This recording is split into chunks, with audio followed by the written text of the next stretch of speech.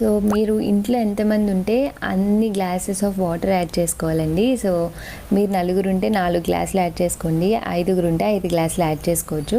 So నేను చూపించాను కదా ఆ గ్లాస్ లెవెల్కి మేము 4 to 5 మెంబర్స్ కాబట్టి అంత వాటర్ అనేది యాడ్ చేసుకున్నాను. అండ్ యాడ్ చేసుకున్నాక ఇందులో కొంచెం బియ్యం యాడ్ చేసుకుంటున్నానండి. సో ఇవి వచ్చేసి బ్రౌన్ రైస్, అందుకే అలా ఉన్నాయి. సో బియ్యం ఎందుకు యాడ్ చేసుకుంటున్నారంటే మనం జావ తాగేటప్పుడు పలుకులుగా తగులుతూ చాలా బాగుంటుందండి. సో మీరు నార్మల్ రైస్ అన్నీ యాడ్ చేసుకోవచ్చు. సో మీకు అలా తినడం ఇష్టం లేదనుకుంటే మీరు ఇది స్కిప్ చేయొచ్చు, ఆప్షనల్ అండి రైస్ అనేది వేసుకోవడం. లేదు అంటే చాలామందికి కొంచెం రాత్రి అన్నం అనేది మిగిలి ఉంటుంది కదండి, సో ఆ అన్నాన్ని కూడా మీరు డైరెక్ట్గా యాడ్ చేసుకోవచ్చు. సో అది ఎసరు పెట్టుకోవాలండి, అది మరుగుతూ ఉంటుంది కదా. సో ఇప్పుడు వచ్చేసి నేను పిండి కూడా నానబెట్టుకోవాలండి ప్యారలల్గా దాంతోపాటు. సో నేను తీసుకున్న గరిటికి ఎంతమంది ఉంటే అన్ని గరిటెలు అనేది వేసుకుంటున్నాను. సో దీన్ని ముందే కలిపి వాటర్లో కలిపి జావ మరిగేంత వరకు నానబెట్టుకుని ఉంటే చాలా మంచిది. సో చూసారు కదా, మేము 4 to 5 మెంబర్స్ కాబట్టి నేను అన్ని స్పూన్స్ అనేది యాడ్ చేశాను. సో ఇది యాడ్ చేసుకున్నాక ఇందులో వాటర్ కలుపుకొని మనం ఉండలు లేకుండా కలిపేసుకొని పక్కన పెట్టుకోవాలి. సో ఈలోపు మనకి ఎసరు అనేది మరుగుతూ ఉంటుందండి. సో రైస్ వేసుకున్నాం కదా, సో అది ఉడికేంత వరకు మనం ఉంచుకోవాలి. మీరు ఒకవేళ రైస్ వేసుకోకపోతే కనుక వాటర్ మరిగాక ఇప్పుడు మనం ముందు జావ ఏదైతే పెట్టుకొని ఉంటామో సో అది యాడ్ చేసుకుంటే సరిపోతుందండి. సో ఇక్కడ మనం ఆల్రెడీ మీరు నైట్ మిగిలిన రైస్ యాడ్ చేసుకుంటే కనుక అది ఆల్రెడీ బాయిల్ అయిపోతుంది కాబట్టి ఎసరు మరగగానే మీరు అది యాడ్ చేసేసుకోవచ్చు. అండ్ యాడ్ చేసుకున్నాక మనం అలా కలపకుండా ఉంచొచ్చండి, ఏమీ కాదు.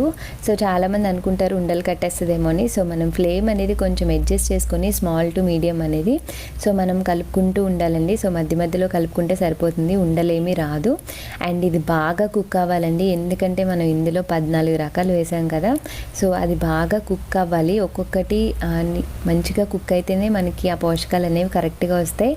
అండ్ ఆ జీర్ణానికి కూడా ఎటువంటి ఇబ్బంది అనేది ఉండదండి. సో మనకి అది థిక్కెన్ అవుతుందండి, మనం వాటర్ అనేది చూసుకొని యాడ్ చేసుకోవచ్చు. సో మరీ థిక్గా వేసుకుంటే మీకు అడిగంటేస్తుంది, కొంచెం నేను చూపించిన కన్సిస్టెన్సీలో వేసుకోవాలి. అండ్ నేను ఇప్పుడు వచ్చేసి ఉప్పు యాడ్ చేస్తున్నానండి, ఇది రాక్ సాల్ట్, అందుకని మీకు అలా కలర్ కనిపిస్తుంది. సో ఉప్పు కూడా ఇందులో వేసేసుకుంటే చాలా తొందరగా కరిగిపోతుంది. సో ఉప్పు వేసుకొని దాన్ని కలుపుకుంటున్నాను. సో ఉప్పు అనేది మీరు ఏ స్టేజ్లోనే యాడ్ చేసుకోవచ్చండి. సో చూసారు కదా ఆ జిగురు తత్వం అనేది రావాలి. అండ్ ఈలోపు నేను మజ్జిగ ప్రిపేర్ చేసుకుంటున్నానండి. ఇది చాలా వేడండి, ఎందుకంటే చాలా రకాల సిరిధాన్యాలు ఉంటాయి. సో మనం మజ్జిగ అనేది కంపల్సరీ వేసుకోవాలి. ఆ వేడికే మనకి కొలెస్ట్రాల్ అనేది తగ్గి మనకి వెయిట్ లాస్ అనేది అవుతామండి. తప్పకుండా వెయిట్ లాస్ అవుతారండి, చాలా బరువు అనేది తగ్గుతారు. మీరు మార్నింగ్ బ్రేక్ఫాస్ట్ ఇది తీసుకుంటే కనుక ఖచ్చితంగా వెయిట్ లాస్ అవుతారు. చాలామంది డైటింగ్ చేస్తున్నామని చెప్పి మార్నింగ్ బ్రేక్ఫాస్ట్ స్కిప్ చేస్తారండి. సో అలా స్కిప్ చేయొద్దు, అస్సలు మంచిది కాదు.